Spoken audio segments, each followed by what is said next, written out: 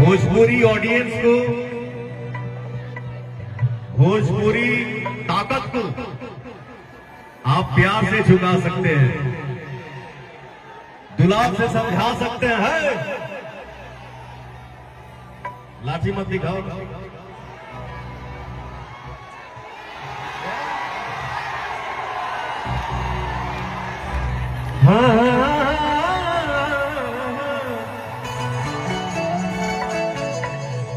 बड़ी दिन के बाद हम वही स्टेज स्वाद कर रहे थे, समझ में नहीं क्या कहां से शुरू करें।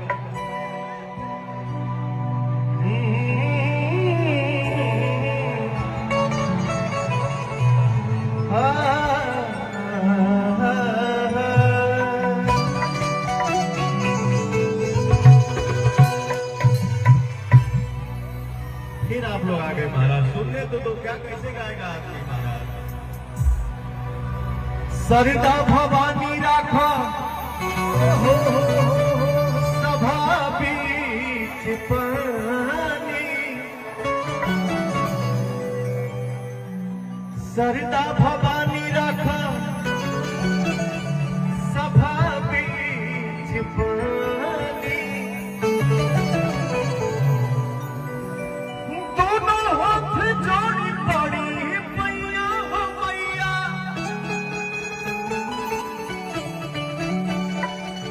बुधिया के हीन बनी दुखिया में दीन बनी, ना पूरा पढ़नी पढ़ाई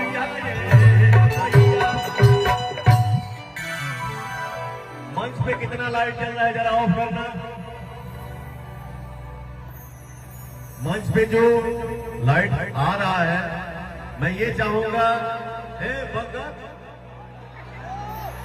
मैं ये चाहूंगा कि इस मां के दरबार में जितने बेटे बाबू भाई आए हैं, अपना मोबाइल निकालो और लाइट जलाओ। निकाल मोबाइल, जलाओ लाइट। ये हुआ प्यार। Love you all. प्रेम से बोलिए एक बार सच्चे दरबार की जय। आप जला दो लाइट भैया मंच पे। Thank you.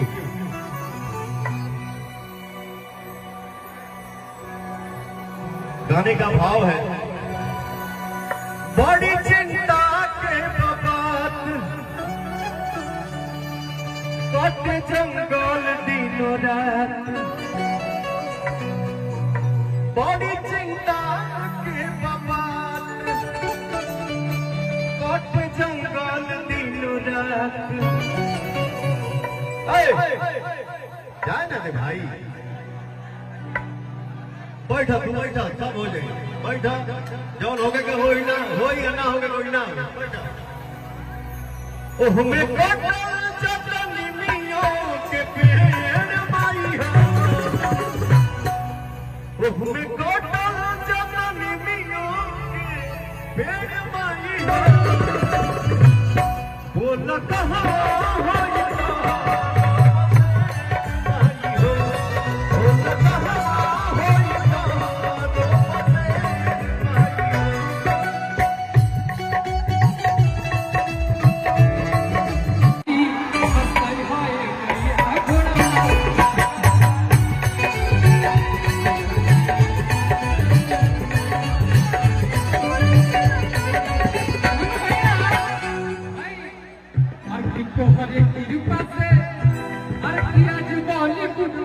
ये सागरो तब पवन भैया के तू आसाही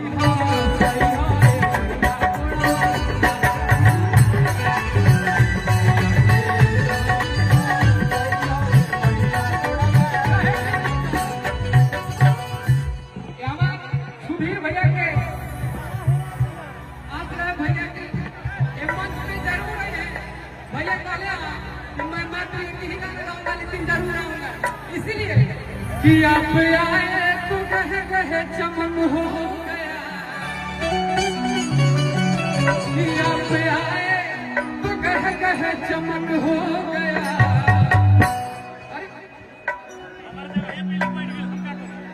कि आप आए तो कहे